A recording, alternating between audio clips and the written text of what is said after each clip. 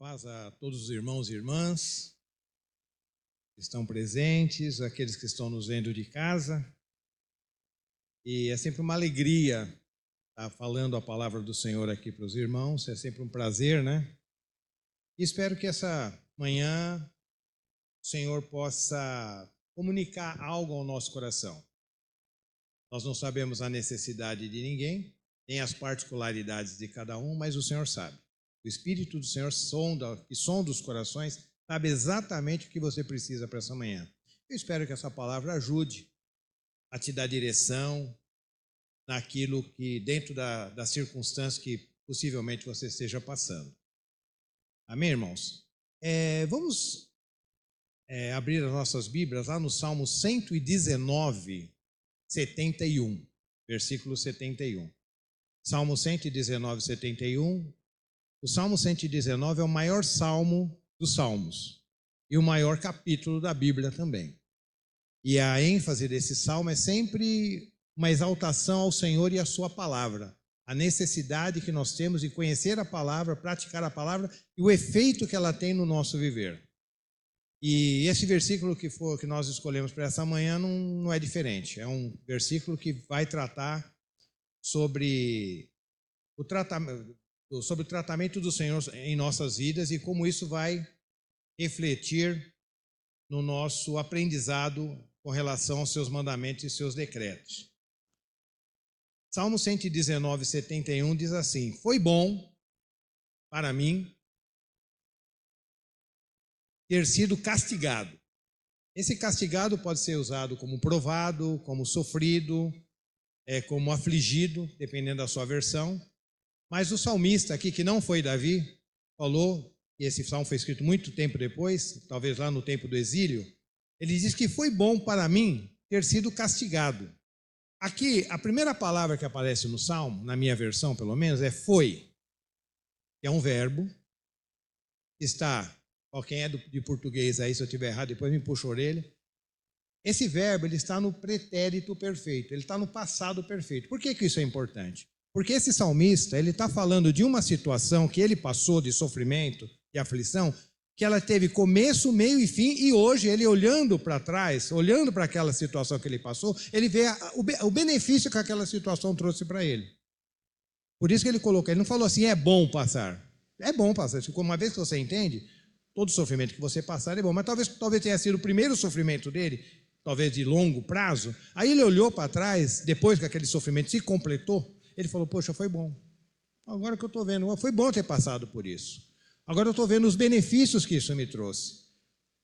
Eu estou vendo as vantagens que isso trouxe para mim. Vamos abrir lá em Hebreus, capítulo 12.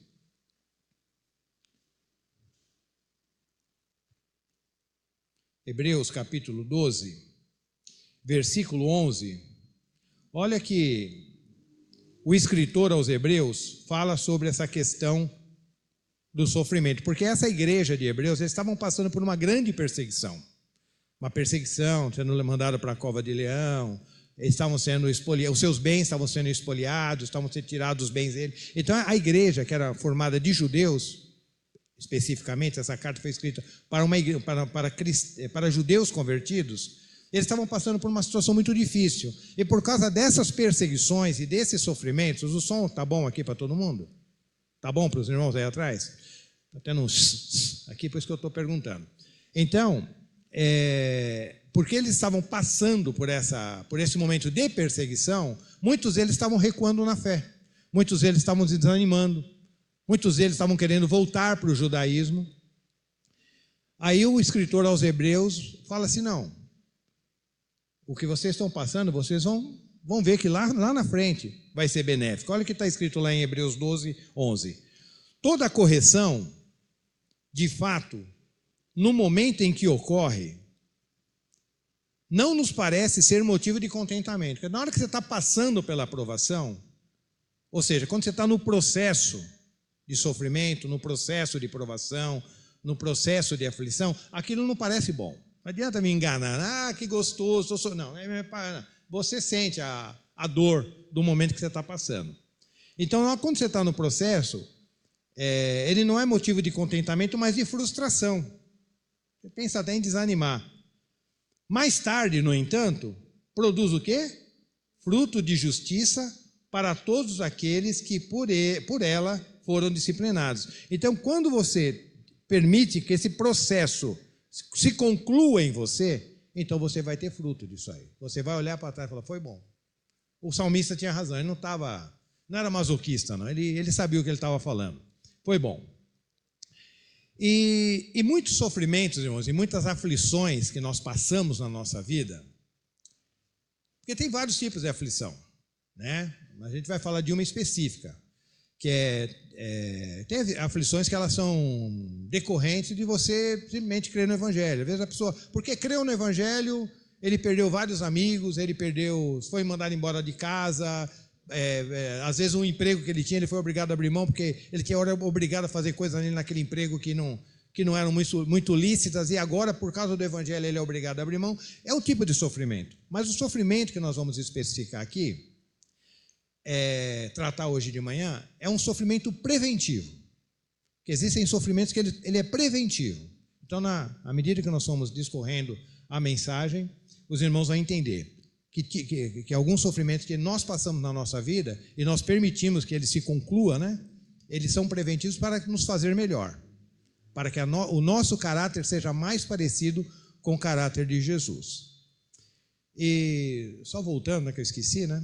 O tema da mensagem, é importante a gente falar, é aprendendo com o sofrimento 2, porque eu já falei sobre aprendendo com o sofrimento há 2 anos atrás. E eu estou 2 anos depois fazendo a segunda parte. Não sei se vai ter terceira, né? Mas esse é o tema da mensagem, pastor, para eu colocar lá, aprendendo com o sofrimento, parte 2. E como nós estávamos dizendo, o sofrimento é preventivo. O que nós vamos tratar hoje é um tipo de sofrimento preventivo que ele visa formar o nosso caráter mais parecidos com o caráter do Senhor e evitar que o nosso coração se ensoberbeça e se torne arrogante. Esse é o foco, esse é o detalhe que nós vamos estar tratando hoje. E para isso nós pegamos 3 exemplos da Bíblia. 3 homens que passaram por um sofrimento assim, para que o seu caráter fosse formado. O primeiro dele é Jó. Lembra de Jó? Um homem justo, temente a Deus, se desviava do mal. E Deus fez aquele reboliço na vida de Jó. E aparentemente, se você estivesse no céu e não soubesse o final da história, né, você ia falar, mas acho que Deus está pegando pesado com Jó. Jó não merece tudo isso. Oh, Deus, dá uma maneirada, né? Dá uma melhorada, porque o que está acontecendo com Jó não precisa de tudo isso. O senhor pode ensinar o que o senhor tem que ensinar para ele, sem ele passar por tudo isso, que é o que muitas vezes a gente fala. Eu já falei isso para Deus. Situações que eu passei na minha vida, que eu falei, não, eu sei que é prova, que é do Senhor, mas não estou vendo vantagem nenhuma em estar passando tudo que eu estou passando. Eu poderia aprender tudo que o senhor quer me ensinar sem passar por tudo isso, mas hoje, depois que a obra foi concluída, eu olho para trás e falei, não, Deus estava tratando algo muito mais profundo do que eu imaginava. Muitas coisas que eu passei na minha vida, irmãos, que eu permiti que Deus concluísse a obra, quando eu falo de coração diante de Deus, sem hipocrisia. Eu olho para trás e falo, Senhor, hoje eu sei que eu sou melhor diante de Ti, porque eu passei por isso.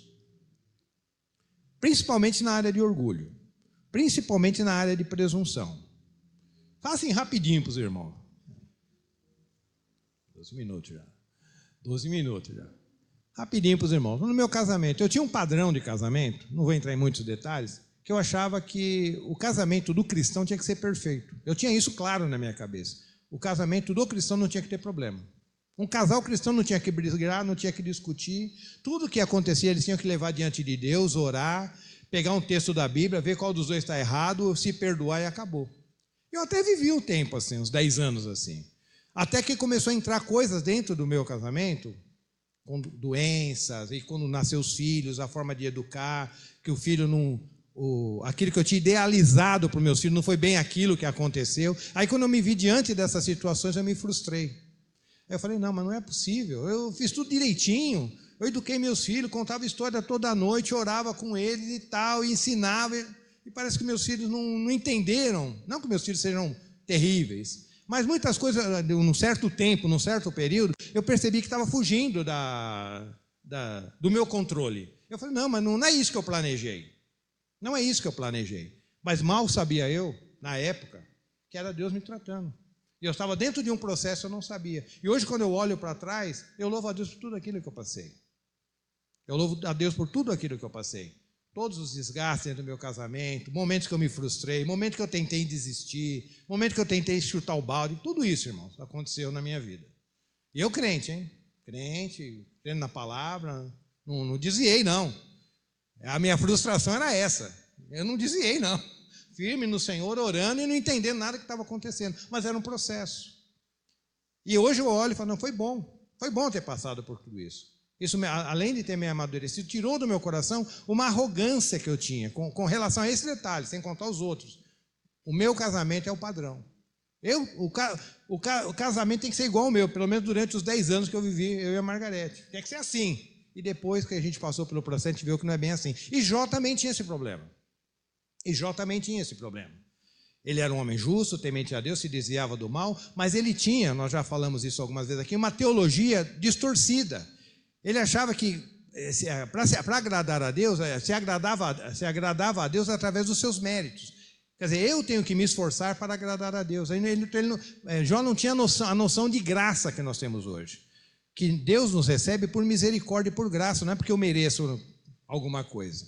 Apesar dele fazer tudo aquilo que ele fazia. Mas ele achava, não, Deus me recebe porque eu sou justo, temente a Deus e me desvio do mal. Então é por isso que Deus me aceita, por isso que Deus me ama, por isso que Deus me abençoa. Era essa a teologia que Jó tinha na sua época.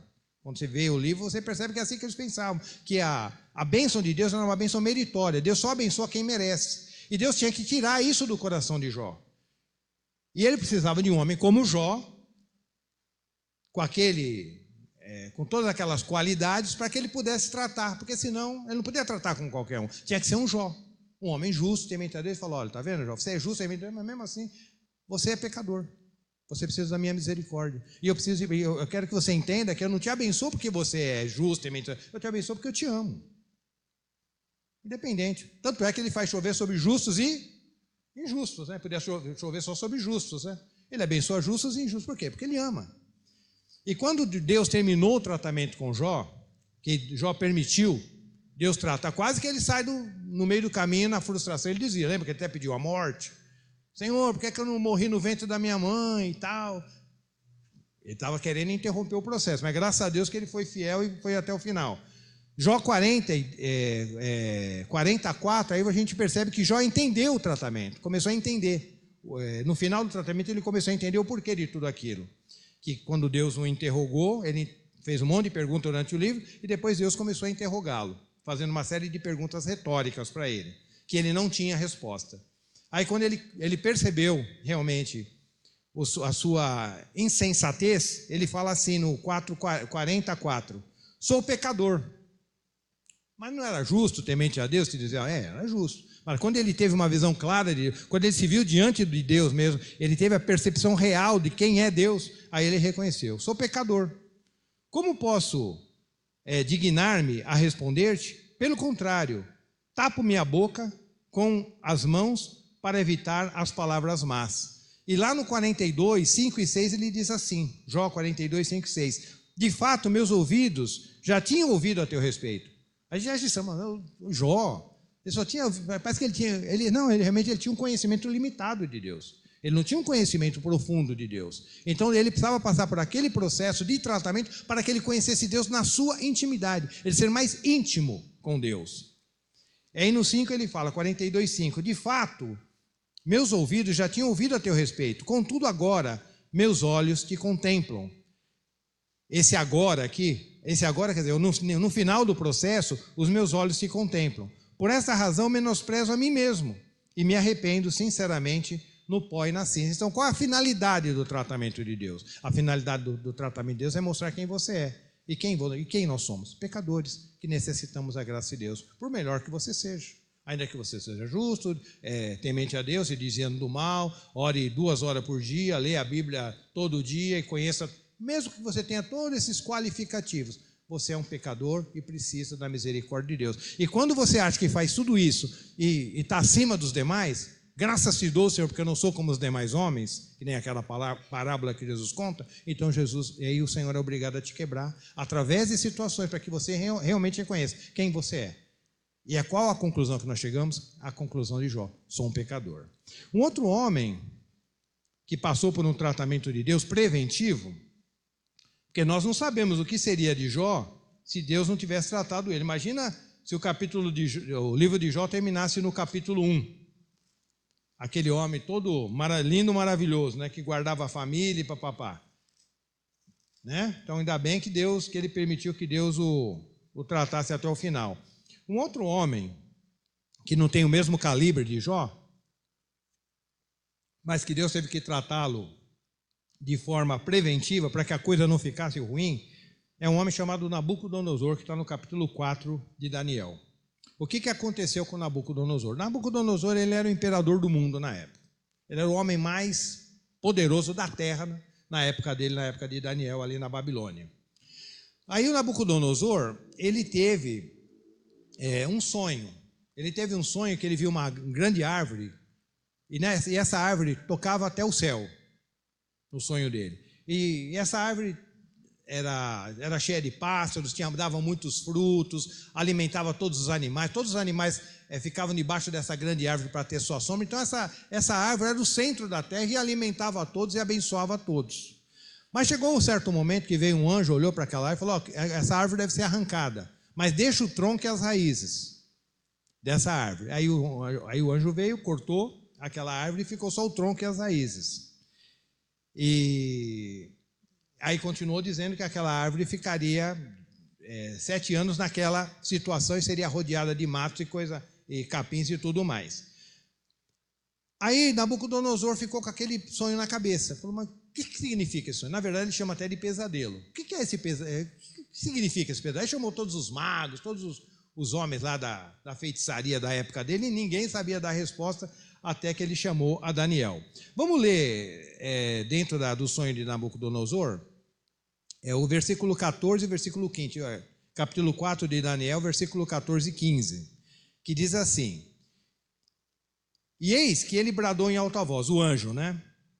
Cortai-lhe os ramos, sacudi todas as folhas e espalhai o seu fruto. Afugentem-se todas as criaturas abrigadas debaixo dela. Que na verdade o Nabucodonosor era o responsável por toda a terra, toda a alimentação, comércio. Então tudo provinha ali da Babilônia. Afugentem-se todas as criaturas abrigadas debaixo dela e as aves dos seus galhos. Contudo, deixai na terra o tronco com as raízes. Esse tronco com as raízes é o próprio Nabucodonosor. Nós vamos entendendo depois, na interpretação de Daniel. Presos com uma cinta de ferro e de bronze. Fique ele no chão, em meio à relva do campo. Ele será regado pelo orvalho do céu e se alimentará da grama da terra como os animais. Aí ele não entendeu nada. Ele viu uma árvore e tal, foi arrancada, foi amarrada com corrente, de bronze, de ferro, e ia ficar ali sendo molhada pelo orvalho. Aí ele chamou os magos, ninguém sabia a interpretação, aí ele chamou Daniel. Ô Daniel, contou o sonho para ele. E aí, o que você me diz desse sonho aí? Eu sei que os espíritos, o espírito das divindades está sobre você, e você é um cara que tem o espírito mesmo, então fala para nós aí, fala para mim, o que é que está acontecendo? Que sonho é esse? Aí a Bíblia fala que Daniel se turbou, ele ficou preocupado, que ele entendeu a interpretação daquele sonho, mas ele não estava falando com o manezinho do boteco, ele estava falando com Nabucodonosor, né? Então a Bíblia fala que ele estremeceu, ele entendeu a seriedade daquela profecia. Aí Nabucodonosor, para consolar, falou: não, fica tranquilo, Daniel. Toma uma aguinha aí, respira fundo e fala para mim o que está acontecendo. Ele falou: olha, rei, eu gostaria que esse sonho aí fosse para outra pessoa, seus inimigos e tal, não, mas na verdade o sonho é para você. Essa árvore é você, rei, que alimenta toda a terra e todo mundo depende de você. Mas só que esse anjo que falou do céu vai te cortar e vai deixar só o tronco com as raízes. E você vai ficar durante 7 anos comendo com os animais. A sua unha vai crescer, pelo vai crescer, você vai ficar doido. no meio do bosque, no meio da floresta, lá comendo com os animais. Imagina falando isso para Nabucodonosor, né? Nabucodonosor falando, opa, peraí, você está falando com quem? Mas aí Nabucodonosor ouviu aquilo, ouviu aquela interpretação, falou, então vai ser assim, rei. Mas aí, como Deus é misericordioso, né? Nós vamos lá para o versículo 27 do capítulo 4, como Deus é misericordioso, então Daniel falou, olha, você vai ser cortado, vai ficar o tronco e a raiz, você vai comer com os animais, sua unha vai crescer, você vai ficar doido, você vai perder seu trono, vai perder tudo, para mostrar que quem domina é Deus. E ele coloca quem ele quer e tira quem ele quer. Se ele quiser colocar o homem mais simples da terra para poder reger o mundo, ele vai colocar, porque ele é o que comanda. Mas se você quiser evitar isso, Nabucodonosor, aí ele dá a solução no versículo 27 do capítulo 4, Daniel. Portanto, ó querido rei, ó que coisa boa, hein? Ó querido rei, aceita o meu conselho. Ó, ouve o que eu estou falando para você, Daniel falando. Reconhece os teus pecados, abandona a maldade e passa a praticar a justiça e a exercer compaixão pelos carentes e necessitados. Talvez assim, de fato, continues a viver em paz e tranquilidade. Não, se você mudar o seu comportamento, se você mudar a sua postura arrogante, Deus vai te abençoar e pode mudar isso aí tudo. E não acontecer nada disso com você. Aí o Nabucodonosor ouviu e beleza, né? Aí passou um ano. E, irmão, esse capítulo 4 aqui de Daniel é uma carta, importante a gente entender isso, é uma carta que Nabucodonosor, depois que ele passou todo o processo, ele escreveu essa carta contando o sonho, a interpretação, tudo que tinha acontecido com ele para todas as nações. Tá? É uma carta, isso aqui é um texto inspirado, escrito pelo rei Nabucodonosor. Aí passou um ano que Daniel tinha dado aquela profecia, ele estava andando no palácio, tranquilo, olhando os palácios lá suspensos da Babilônia. Aí ele falou assim, depois de 12 meses, olha o que ele falou, no 29, 12 meses mais tarde, quando o rei estava caminhando pelo terraço, o palácio real da Babilônia, comecei a meditar. Quem veio quarta-feira, o pastor explicou. Meditar não é você pensar rapidinho, é você pensar, remoer, repensar, e volta, e só aquilo, você ficar obcecado por aquele pensamento. Meditar não é assim um pensamento rápido, é um pensamento que você se dedica para ele, e fica esmiuçando, Aí ele começou a meditar, né, que ele era o grande rei, né? Então o que ele fala? Acaso não é esta grande Babilônia que eu mesmo edifiquei para minha residência capital, para minha residência e capital do meu reino, mediante a força do meu magnífico poder e para a glória da minha majestade? Você viu que o irmão, ele só usou pronome possessivo aqui, eu, minha, tudo é meu, tudo o negócio é comigo, e chamou para ele, eu não dependo de nada, eu sou o maior de todos. Mas quando ele falou isso, já tinham passado 12 meses que a profecia tinha sido falada para ele, que é um tempo que acho que Deus deu até para ele se arrepender, né? Que Daniel falou, se arrepende dos seus pecados e tal. Aí enquanto o rei estava, 31, né? O rei estava ainda balbuciando esses pensamentos consigo mesmo, quando veio do céu uma voz que declarou, eis que esta é a sentença, ó rei Nabucodonosor, toda a tua autoridade real te foi tirada. Agora você vai ver que você não domina nada, você vai entender que você não é nada.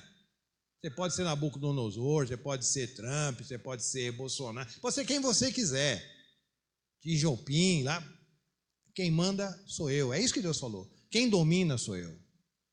Ainda que aparentemente a coisa esteja aparentemente largada, mas o domínio é meu.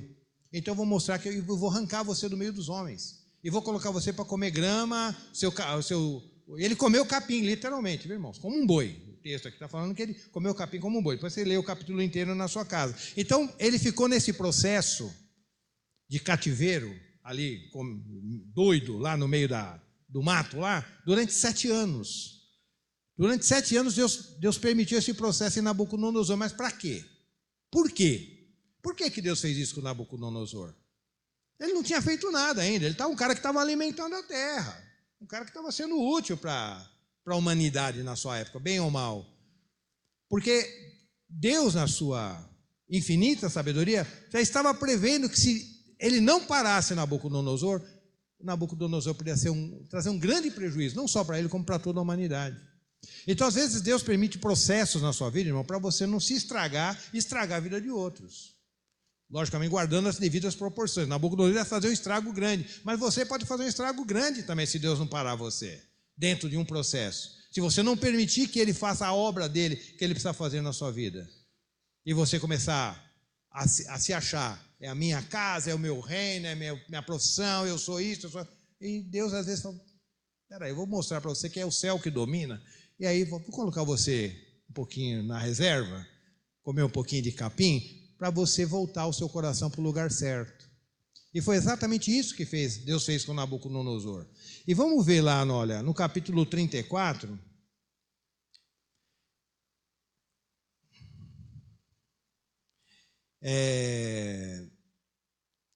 versículo 37.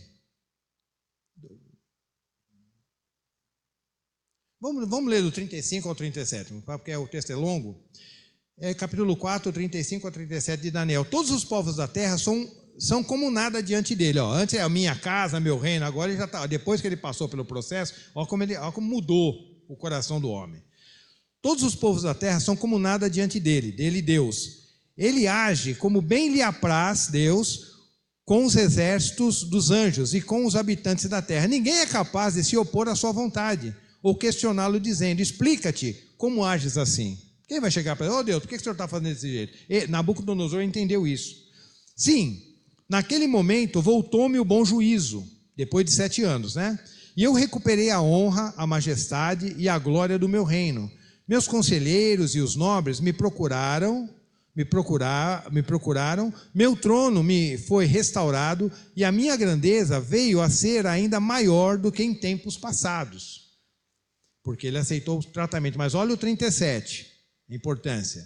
Agora, pois, eu, Nabucodonosor, louvo, exalto e glorifico o Rei dos céus, porque tudo o que ele faz é certo, e todos os seus caminhos são justos, verdadeiros. Olha o detalhe agora. E ele tem poder para o que, irmãos?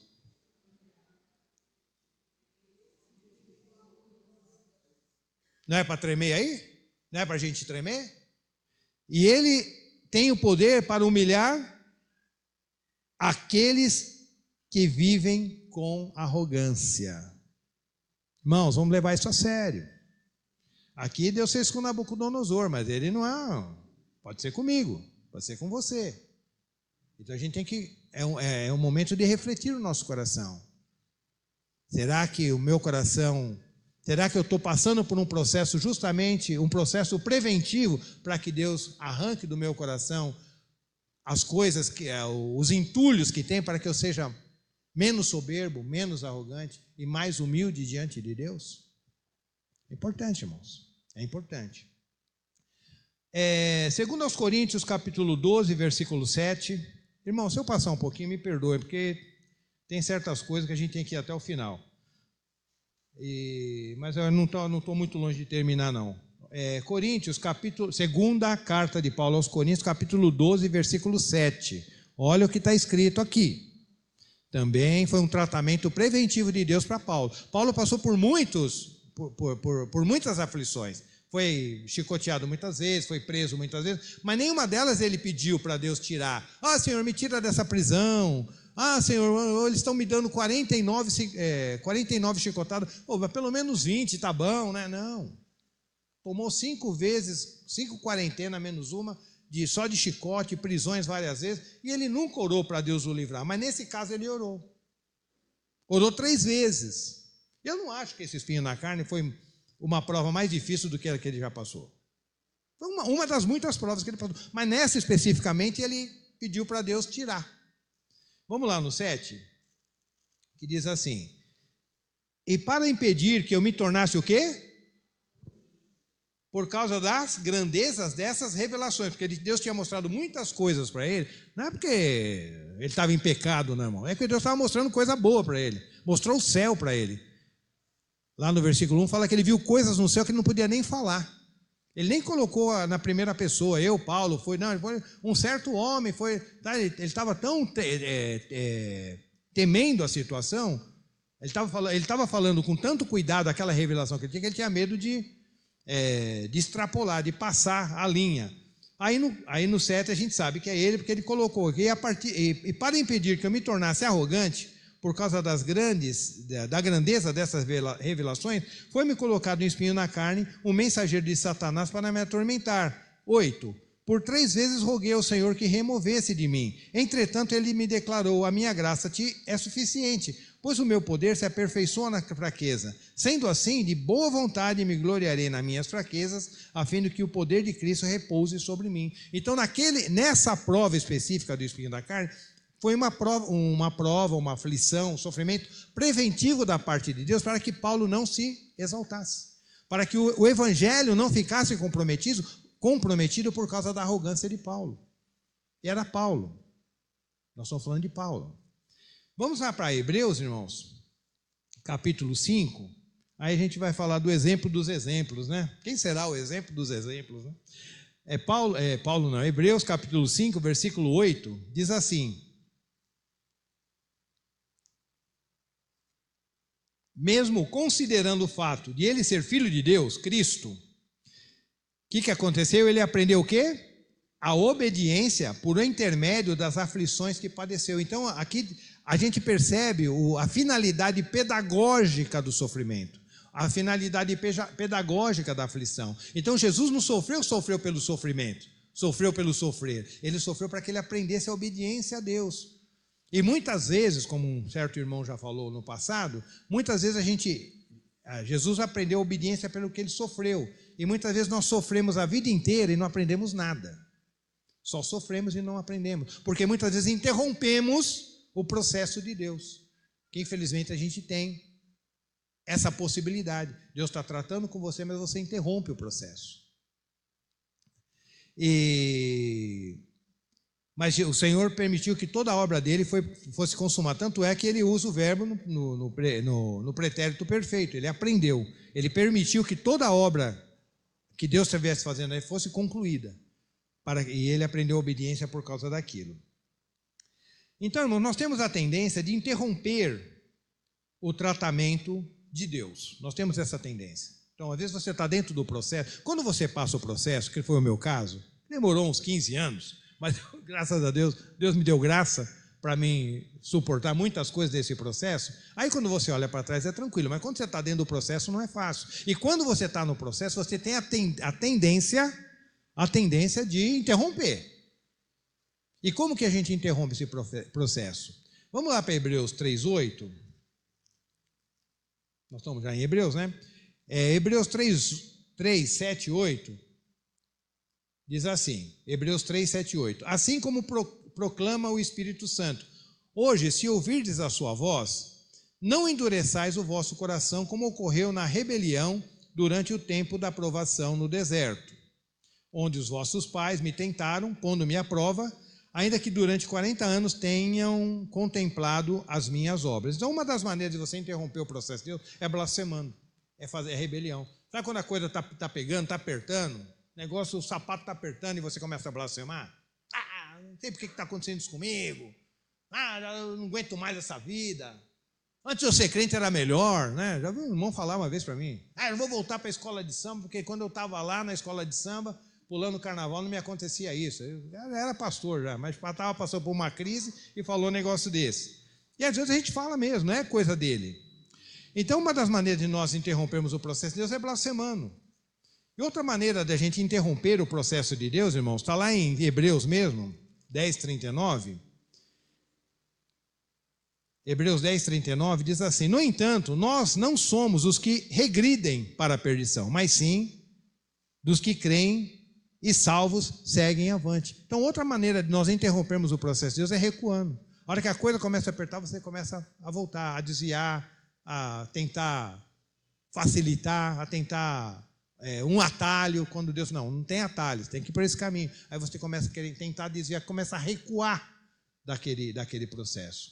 Então você nunca vai. Então, quando a gente ou blasfema ou recua, você nunca vai poder dizer como o salmista foi bom. Porque você não chegou no final. que é necessário, porque é o pretérito perfeito. A obra tem que completar, senão você nunca vai poder falar foi bom. E eu tenho certeza que os irmãos passaram por processos complicados, não foi eu, não sou uma exceção de caso. Quando os irmãos, em proporções maiores ou até menores do que eu passei, passaram. E se você conseguiu concluir o processo, eu tenho certeza que você olha para trás e fala, foi bom. Realmente, foi bom aquela doença que eu tive. Foi bom aquela situação no trabalho. Foi bom isso aí. Entendeu? Porque você permitiu que o processo fosse concluído.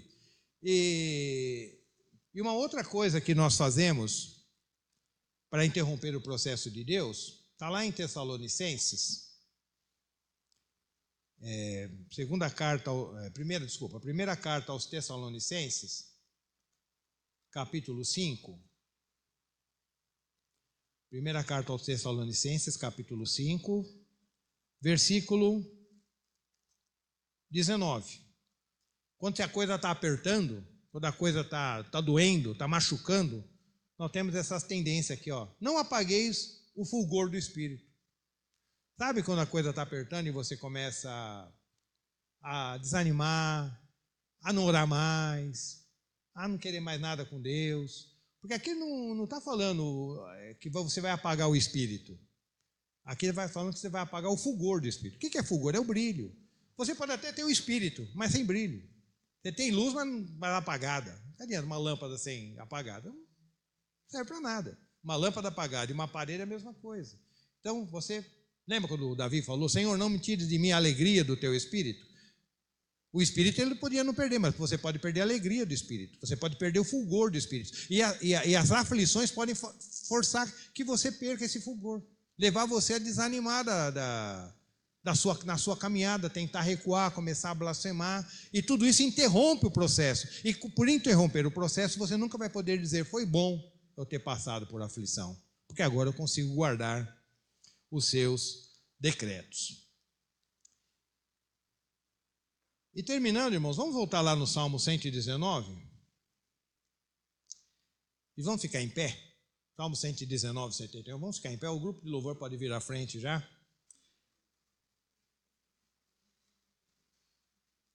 Que no final, irmãos, de cada processo, que você pode ter vários processos desses preventivos na sua vida, fora as outras aflições que você tem, mas aquela aflição que Deus faz, não, eu preciso fazer isso na vida do meu filho, porque senão ele vai se perder, senão ele vai se complicar, senão ele vai ficar arrogante, vai ficar um Nabucodonosor, vai ficar se achando o cara, o Cia, né? Se achando. Então, aí Deus às vezes permite algum sofrimento e a gente tem que discernir. Qual é o sofrimento que é normal e qual que é o espinho na carne. E que no final desse processo, nós possamos orar ou declarar o que o salmista declarou. Vamos ler todo mundo junto, irmãos? Foi bom para mim ter sido castigado, para que aprendesse os teus decretos. Que essa seja o nosso alvo, irmãos. Que no momento, eu não sei o que você está passando, você está no meio do processo, está no final do processo, você está iniciando o processo, mas saiba de uma coisa, Deus é com você em todos os processos, em todos os momentos, entendeu? Ainda que você não veja Deus, Deus está com você, Deus é com você, e se você permitir que isso se conclua na sua vida, com certeza, você vai poder declarar isso, e digo mais, hein? E vai poder abençoar muitas pessoas com a sua experiência. Que às vezes Deus permite até que você passe para que você possa abençoar outros, dar força para outros. Então, quando você vê uma situação similar à que você passou, você pode ainda trazer uma palavra de conforto e de misericórdia. Vamos orar, irmãos? Senhor, bendito seja o nome da tua glória.